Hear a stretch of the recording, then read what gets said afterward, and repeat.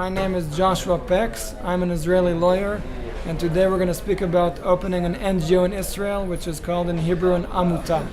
Basically, the Amuta is the primary form of non-for-profit organizations. There are other ones, but by far Amuta is the most popular. In Israel, you have about 30,000 amutot, and they really vary in activity. For example, some amutot are like a small synagogue that operates in someone's house or in some bomb shelter somewhere, and other amutot are very big, like even the Hadassah hospital, like a huge hospital research center. That's also an amuta. So first of all, an amuta has to be for the public benefit, and there are no shareholders. You do have a non-for-profit organization that does have shareholders, which is called chalatz, which is more like a non-for-profit company. For anyone who is not Israeli, that you don't need to be an Israeli at all to open an amuta. You can have all the people involved in the amuta coming from outside, from really any country abroad. So if you have a charity in the States or a church even, and you want to do activity in Israel, it's quite actually easy to establish a non-for-profit in Israel. And for that, you need to get the recognition of the Ministry of Justice. There's a department called Rasham Amutot, the registrar of amutot. You have to come up with a name that's original, that no one else has. You have to have goals. You have to have at least 2 founders for the first part, and you have to pay a registration fee of about 1,000 shekels. And you have to have a lawyer verify your signatures, and then you can register the amuta. It takes about 1 month.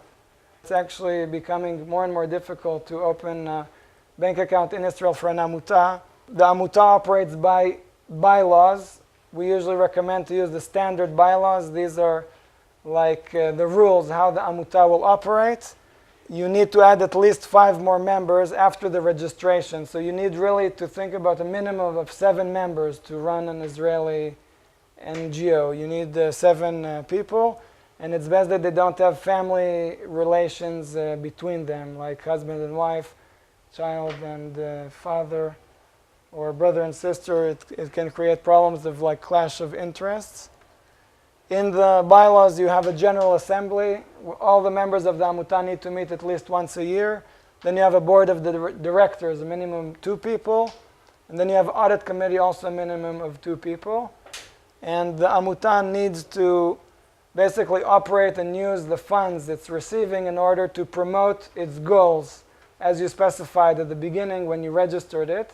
If you want to make any changes in the goals, for instance, you said this amuta helps Israeli soldiers, but you actually after a while want to change the activity, then it's possible, but you have to get special permission.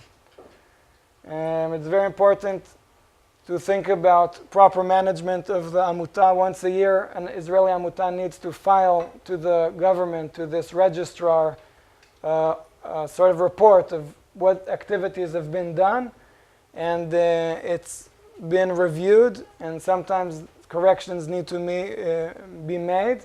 But after 2 years, you can receive what's called a nihul takin, a proper management certificate.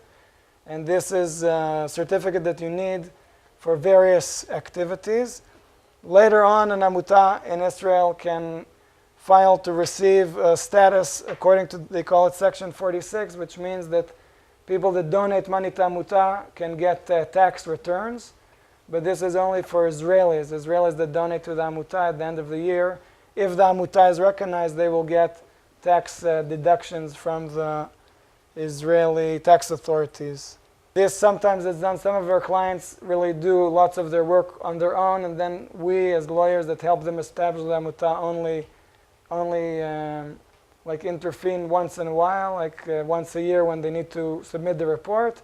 But other clients prefer that the lawyer really does much more for them, and then we can do most of the work, and they sort of more give the lawyers instructions like any changes or things they want to do.